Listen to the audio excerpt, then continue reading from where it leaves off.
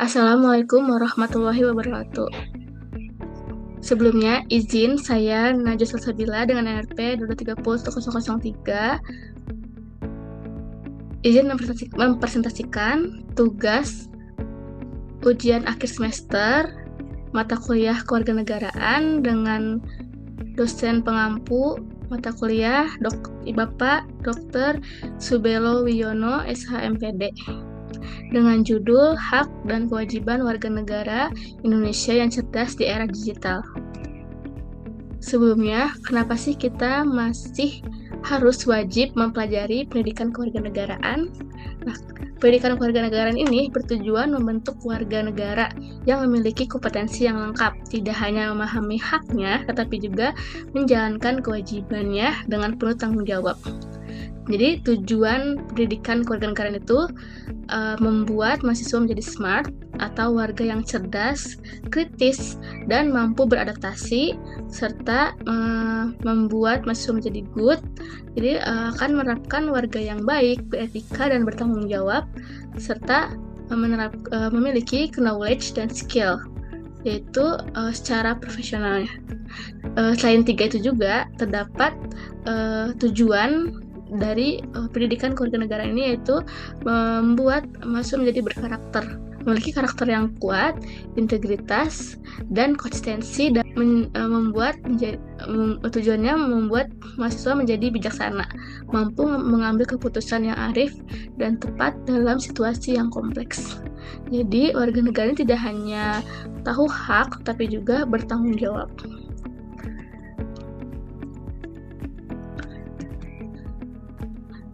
Selanjutnya, di sini akan menjelaskan apa itu negara dan warga negara. Negara adalah organisasi kekuasaan untuk mengatur seluruh masyarakat demi kepentingan bersama dalam mencapai tujuan negara. Negara harus memiliki kekuasaan yang sah dan legal untuk mengatur masyarakat berdasarkan konstitusi hukum yang berlaku. Itu juga negara harus bisa mengatur dan memaksa masyarakat melalui hukum yang berlaku untuk mematuhi hukum dan memiliki kewenangan untuk memaksa kepatuhan hukum. Selain itu, negara juga harus melindungi kepentingan masyarakatnya, melindungi seluruh warga negara, dan memastikan terpenuhinya hak-hak warga negara. Ada timbal balik juga nih, yaitu negara memberikan perlindungan dan jaminan kepada warga negara, sedangkan warga negara memiliki kewajiban untuk mematuhi hukum dan menjaga kestabilan negara. Yaitu juga ada ketergantungan silang. Negara tidak dapat eksis tanpa warga negara, dan warga negara membutuhkan negara untuk menjamin keamanan, ketertiban, dan pemenuhan hak-haknya. Ada konstitusi sebagai dasar hak dan kewajiban. Konstitusi Negara Indonesia adalah Undang-Undang Dasar 1945. Fungsi konstitusi ini ada 3, yaitu sebagai membatasi kekuasaan negara agar tidak sewenang-wenang dan menjamin hak-hak warga negara secara konstitusional, serta mengatur kewajiban warga negara secara jelas. Jadi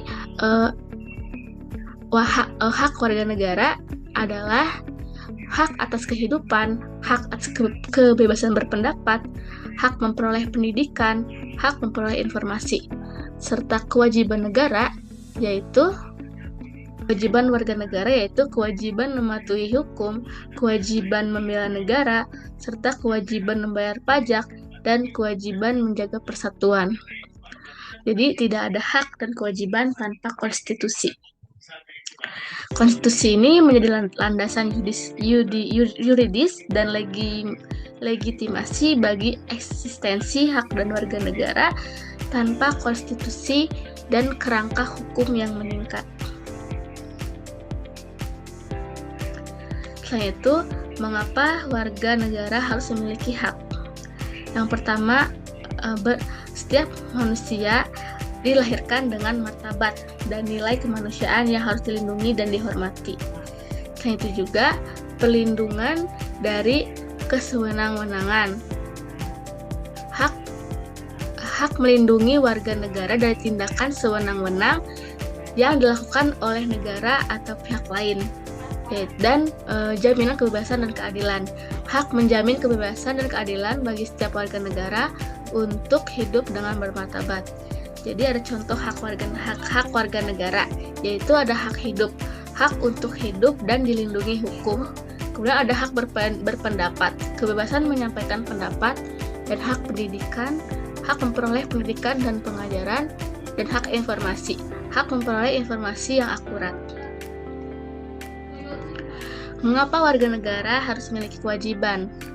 Karena hidup bernegara sama dengan hidup bersama. Dalam artian, kita tidak hidup sendiri. Kewajiban memastikan keteraturan dan keseimbangan dalam masyarakat. Dan hak orang lain sama dengan hak kewajiban kita. Hak yang dimiliki oleh orang lain menjadi kewajiban bagi kita untuk menghormati dan tidak melanggar hak tersebut, serta mencegah kekacauan. Tanpa kewajiban yang dijalankan, masyarakat akan jatuh ke dalam kekacauan dan anarki. Ada implikasi prinsip. Hak atas kebebasan berpendapat, kewajiban menghormati orang lain, hak memperoleh pendidikan, kewajiban mematuhi aturan belajar dengan sungguh-sungguh, hak memperoleh informasi, kewajiban memverifikasi kebenaran informasi.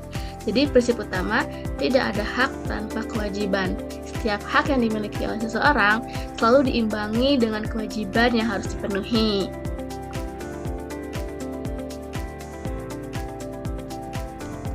Kemudian ada peran negara dan hak kewajiban negara.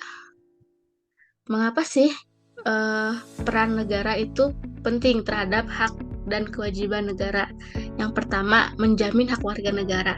Negara mewajibkan memastikan hak-hak warga negara terpenuhi dan dilindungi oleh pelanggaran. Kedua, mengatur pelaksanaan kewajiban agar pelaksanaan kewajiban warga negara dapat dilakukan secara adil.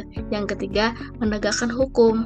Negara Indonesia merupakan negara penegak hukum secara konsisten untuk melindungi hak dan memastikan kewajiban terpenuhi. Kemudian, memberi sanksi dan pelanggaran. Negara memberikan sanksi hukum bagi pelanggaran dan hak kewajiban sebagai deterrent effect. Dan peran negara di era digital. Kita sudah memasuki dunia digital. Maka adapun peran negara nih di era digital. Di era digital, peran negara memperluas cakupan ke ruang digital untuk melindungi warga negara dari ancaman cyber. Yang ada ketiga, ada mengatur ruang digital, melindungi dari kejahatan cyber, menjaga ketertiban informasi.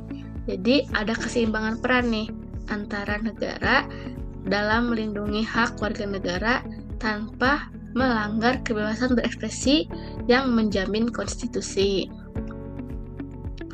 Mulai ada tantangan di era digital. Ada fenomena post-truth, yaitu era di mana fakta dikalahkan oleh emosi dan opini pribadi yang lebih berpengaruh daripada kebenaran objektif. Fakta dikalahkan emosi. Kok bisa sih? Karena informasi yang menyentuh emosi lebih mudah diterima masyarakat daripada informasi faktanya. Kemudian, informasi viral itu lebih dipercaya. Konten viral di media sosial sering kali dianggap benar tanpa proses verifikasi yang ketat. Dan ketiga, manipulasi opini itu sering terjadi. Aktor yang tidak bertanggung jawab, baik itu dia dibayar atau tidak, mudah sekali memanipulasi opini publik melalui disinformasi. Dampaknya apa sih dari post-truth tersebut? Ada tiga. Ada berdampak polarisasi masyarakat. Masyarakat menjadi terpecah, dibagi menjadi kelompok-kelompok yang saling bertentangan. Kemudian menyebabkan konflik sosial. Penyebaran hoax dan anjuran kebencian memicu konflik antar kelompok. Dan ketiga, melemahnya demokrasi. Kepercayaan publik terhadap institusi demokrasi akan menurun drastis. Contoh, pemilu presiden Indonesia 2019 ditandai dengan penyebaran hoax tinggi, termasuk tuduhan PKI. Kemudian ada jenis-jenis konten bermasalah di dunia digital. Kita sebagai warga negara harus mampu mengidentifikasi dan mengenali berbagai jenis konten bermasalah yang beredar di dunia digital. Ada 6 konten, yaitu ada konten hoax atau berita palsu, yaitu informasi yang sengaja dibuat palsu untuk menipu, maupun ada manipulasi konten. Nah, konten asli akan diedit atau di-cut sedemikian rupa untuk bertujuan menyesatkan audiens. Ada konten palsu. Nah, konten asli yang disajikan dalam konteks yang salah. Konten asli yang disajikan dalam konteks yang salah untuk menyesatkan publik. Kemudian ada propaganda. Konten yang dirancang untuk memengaruhi opini publik dengan cara yang tidak etis. Kemudian ada konten yang satir menyesatkan. Humor atau satir yang disalahartikan sebagai informasi aktual. Kemudian ada sponsor konten tersembunyi, konten berbayar yang disamarkan sebagai konten yang independen. Banyak sekali para influencer di era zaman pemilihan presiden, banyak sekali influencer yang dibayar ratusan juta hanya untuk membuat konten yang menyesatkan, konten yang manipulasi, konten yang memutarbalikkan fakta. Banyak sekali. Jadi kita sebagai warga negara harus memilih apakah konten tersebut benar atau tidak. Jadi jangan terbawa emosi, harus tetap mencari kebenaran. Jadi tugas kita sebagai warga negara harus kritis, selektif dalam menerima dan menyebarkan informasi di era digital.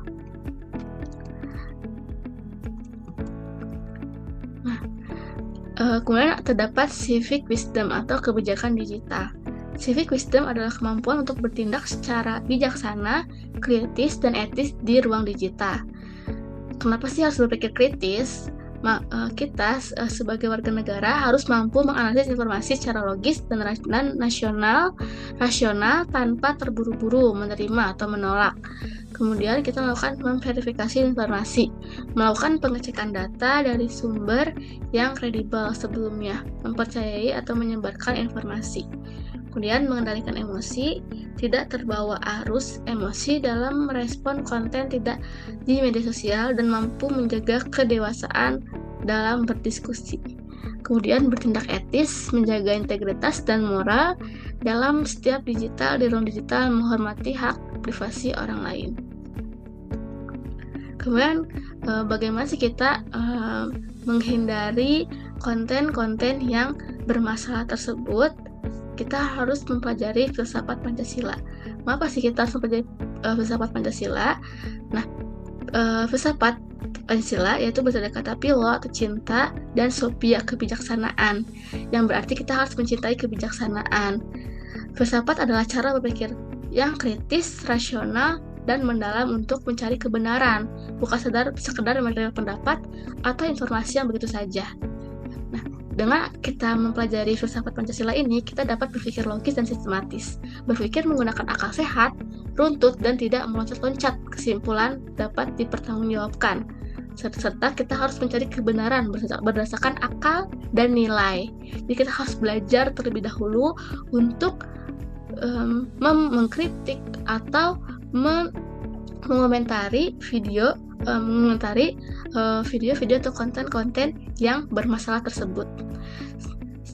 Selain itu, kita harus tidak mudah terpengaruh emosi atau informasi palsu, mampu bersikap kritis, menyaring informasi, dan tidak langsung percaya atau menyebarkan berita yang belum jelas keberadaannya.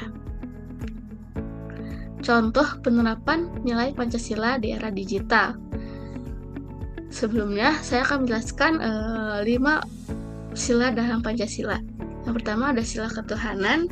Kita harus menghormati keberagaman agama dan keyakinan. Jadi sehingga kita harus melakukan toleransi beragama. Yang kedua ada kemanusiaan, menghormati martabat dan hak asasi manusia. Hak asasi manusia menghormati martabat dan hak asasi manusia. Yang ketiga, ada persatuan, menjaga keutuhan dan kesatuan bangsa Indonesia. Yang keempat, kerakyatan, demokrasi yang berlandaskan kebijaksanaan. Dan yang kelima, keadilan sosial, keseimbangan hak dan kewajiban sosial. Nah, penerapan-penerapan tersebut kita harus menggunakan di era digital. Karena dengan menggunakan nilai Pancasila, kita akan menggunakan sosial media untuk kebaikan dengan memanfaatkan platform digital untuk menyebar informasi positif, edukatif, dan membangun. Serta kita dapat menjaga persatuan bangsa, menjadi duta persatuan dengan menyebarkan konten, memperkuat nasionalisme, dan menolak perpecahan. Yang ketiga, tidak menghina keyakinan, menghormati agama dan keyakinan orang lain di media sosial. Yang keempat, tidak menyebar provokasi sara, menolak penyebaran konten yang mengandung ujaran kebencian, baik itu suku, agama, ras, dan golongan. Yang kelima, berpendapat secara santun, menggunakan bahasa yang sopan dan argumentatif dalam berdiskusi, menghormati perbedaan pendapat. Kemudian, terdapat kesimpulan, yaitu hak dan kewajiban tidak dapat dipisahkan. Hak dan kewajiban merupakan dua sisi mata uang yang saling melengkapi. Tidak ada hak tanpa kewajiban dan tidak ada kewajiban tanpa hak. Kemudian, negara dan warga negara saling membutuhkan. Negara memberikan perlindungan dan jaminan hak, sementara warga negara memenuhi kewajiban untuk membangun negara yang lebih baik. Serta era digital membutuhkan warga negara yang cerdas. Tantangan post-truth, hoax, dan polarisasi memerlukan warga negara yang cerdas, kritis, dan bijaksana di media sosial. Kemudian negara dan warga negara saling membutuhkan. Negara memberikan perlindungan, hak, dan jaminan, sementara warga negara memenuhi kewajiban untuk membangun negara yang lebih baik. Kemudian ada etika digital. Bela negara modern. Negara menerapkan etika digital berbasis Pancasila. Setiap warga negara turut membela negara dari ancaman non-militer. Warga negara yang cerdas adalah warga negara yang memahami haknya, menjalankan kewajibannya, dan selalu berlandaskan Pancasila dalam setiap tindakannya di era digital. Baik, sekian dari presentasi dari saya. Mohon maaf bila ada kesalahan. Terima kasih telah menonton. Wassalamualaikum warahmatullahi wabarakatuh.